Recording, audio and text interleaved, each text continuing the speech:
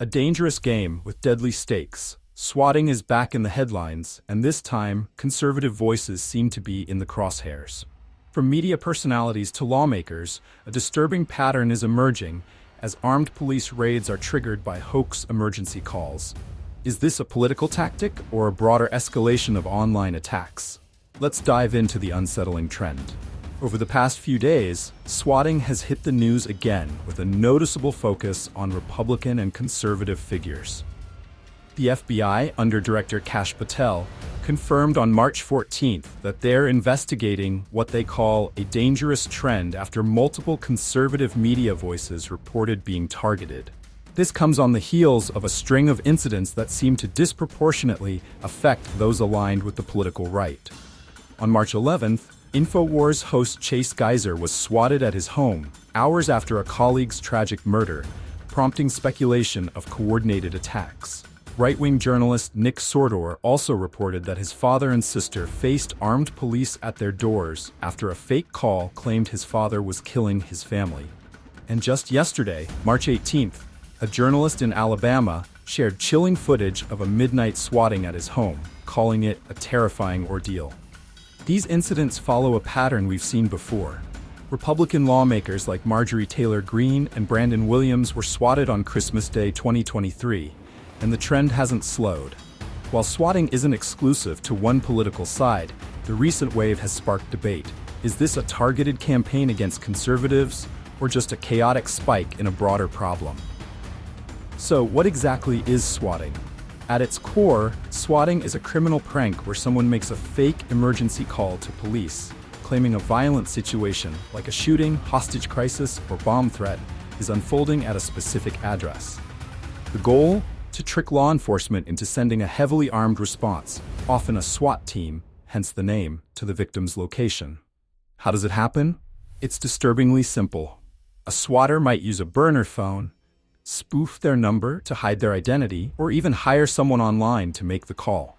They'll feed dispatchers a convincing story, say, "I just shot my wife with an AR-15, and provide the target's real address, often obtained through doxing, which is the illegal release of personal information online.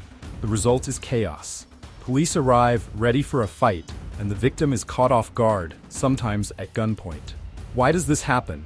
The motives vary. For some, it's a twisted bid for attention or revenge, common in gaming or online feuds where streamers like Twitch's clicks have been hit.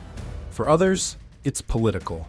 Swatting can intimidate or punish public figures for their views, as we've seen with both Republicans and Democrats in recent years. It's a low-effort, high-impact way to sow fear and drain police resources. And the stakes are high. Swatting has led to injuries and even deaths, like in 2017 when a Kansas man was killed by police responding to a hoax call. It's a federal crime, with penalties up to 20 years if someone's hurt, yet it persists, fueled by anonymity and a lack of foolproof prevention. Now let's look at who's been targeted in this latest wave. Just this month, several high-profile names have come forward. Chase Geiser, an Infowars host, was swatted on March 11th. 6 to 8 officers reportedly ordered him out of his house at 2 a.m., handcuffing him in the street. Chase, are you inside? Can you acknowledge? Or Chase, can you step out with your hands up? Contact team. Travis County Sheriff's Office, step out of your house now with your hands up. Come out of the house with your hands up. Do it now. Do it slow. Okay, come outside. Step out. Step out of the office. Step out. Come outside. Come on, come towards us. Don't walk towards him, have him come out. Come on. Come towards us. Walking. Keep walking. Keep walking. Come towards us. You're great. Keep walking. Keep walking. Stop. Turn around. Stop. Walk backwards. Keep walking. I got you. Keep walking. Keep walking. Stop.